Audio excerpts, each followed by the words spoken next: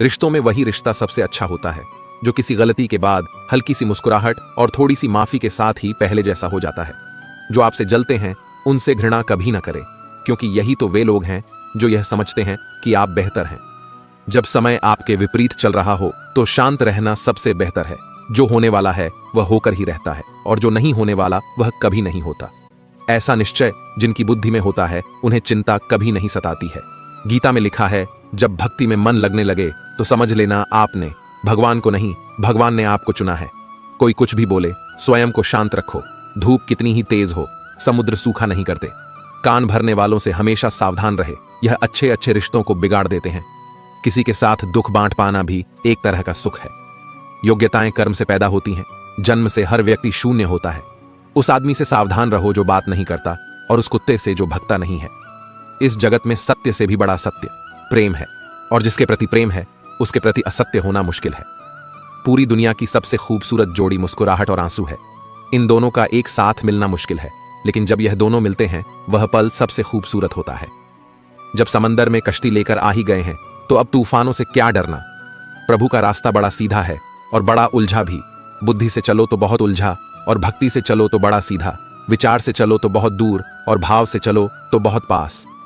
जिस दिन हम यह समझ जाएंगे कि सामने वाला गलत नहीं है, सिर्फ उसकी सोच हमसे अलग है, उस दिन जीवन से सब दुख दूर हो जाएंगे। इंसान को इंसान से दूर करने वाली सबसे पहली चीज है जुबान, और दूसरी चीज है पैसा। रिश्ते निभाने के लिए बुद्धि नहीं, दिल की शुद्धि होनी चाहिए। सत्य कहो, स्पष्ट कहो, सम्मुख कहो। जो अपना हुआ वह समझेगा, जो पराया हुआ छूटेगा। भीड़ से हटकर अपने लिए नया जहान ढूंढो। गलतियां सब निकालते हैं, आप समाधान ढूंढो। जो जरूरी है परमात्मा वह तुम्हें देगा, जब जरूरी है तब देगा। तुम्हारी जल्दबाजी से कुछ नहीं होगा, सब्र करना सीखिए।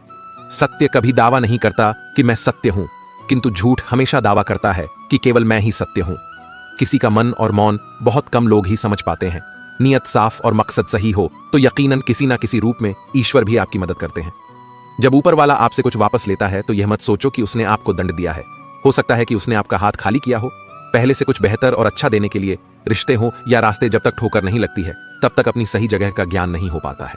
अंत में अर्थी उठाने वाले 4 ही लोग काफी हैं। अब ना ज्यादा लोग अच्छे लगते हैं और ना ही अब किसी से अच्छाई की उम्मीद। रिश्ता उसी से रखो जो इज्जत और सम्मान दे, मतलब कि भीड़ बढ़ाने का कोई फायदा नहीं।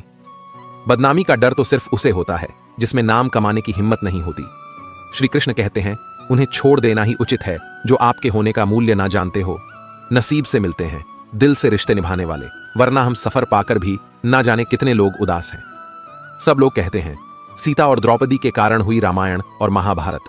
किसी ने यह नहीं कहा कि नारी का सम्मान न करने का अंत है रामायण और महाभारत।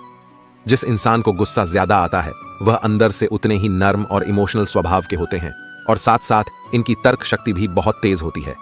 ऐसे लोग काफी ईमानदार और खुले विचार के होते हैं। रिश्ते में विश्वास और मन में प्रेम हो तो रिश्ते कभी नहीं टूटते। सोचो, स्त्री और धन दौलत में आनंद अगर होता तो बुद्ध और महावीर यूं घर ना छोड़ते। यदि कोई योग्य मित्र मिला हो तो उसके साथ चले, यदि कोई नहीं मिला तो एक राजा की तरह अकेले ही चले। जिंदगी में कभी भी यह मत सोचो कि कौन कब कैसे कहां बदल गया। सिर्फ इतना देखो वह तुम्हें सिखा कर क्या गया। यही जीवन का ज्ञान है।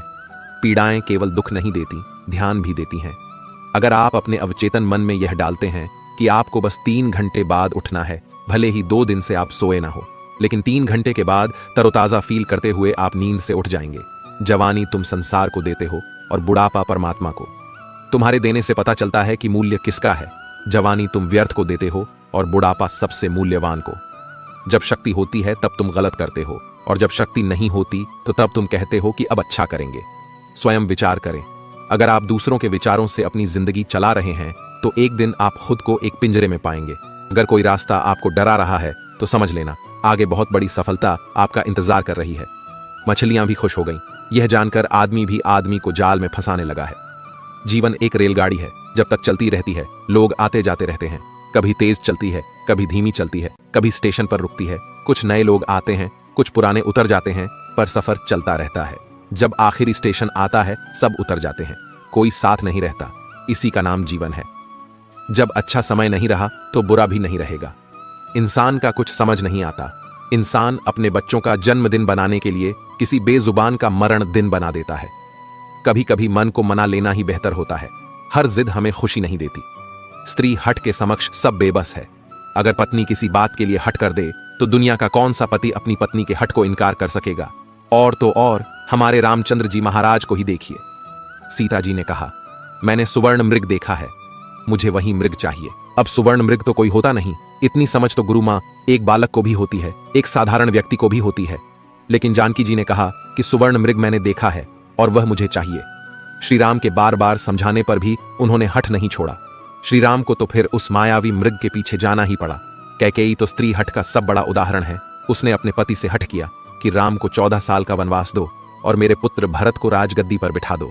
यह न्यायोचित तो था नहीं, नीति विरुद्ध ही था। राजा दशरथ जानते थे कि उनके दिए हुए वरदान का कैकेयी दुरुपयोग कर रही है, फिर भी उनको स्त्री हठ के आगे झुकना पड़ा, मानना पड़ा उसके हठ को। बात बाल हट, बच्चा अगर हट कर ले और उसकी जिद पूरी करने में पूरे परिवार को भी अगर जुटना पड़ जाए तो परिवार जुट ही जाएगा। हालांकि हठ को तो बुरा ही माना गया है, फिर भी अगर बालक हठ करे तो क्षमा दी जाती है, यह सोचकर कि बच्चा है जिद कर रहा। कोई स्त्री अगर हठ से अपनी बात मनवाना चाहे तो उसका पति अथवा घर के अन्य सदस्य उसकी बात को मानते तो हैं, पर उनके लिए वह एक मजबूरी हो जाती है। दिल से तो वे उसके हठ को अच्छा नहीं मानते हैं।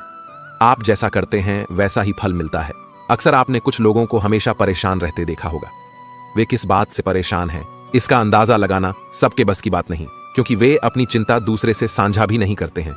मेरा आप सबसे निवेदन है कि आप चैनल को सब्सक्राइब करके बेल घंटी को दबाना ना भूलें, ताकि जब भी मैं वीडियो डालूं तो सबसे पहले आप तक पहुंचे। आज के हमारे इस वीडियो को सुनने के बाद इन उपदेशों का पालन अपने जीवन में भी नियमित रूप से करें और भगवान श्री कृष्ण की सच्ची श्रद्धा भाव से सेवा करें। जय श्री कृष्ण। राधे राधे।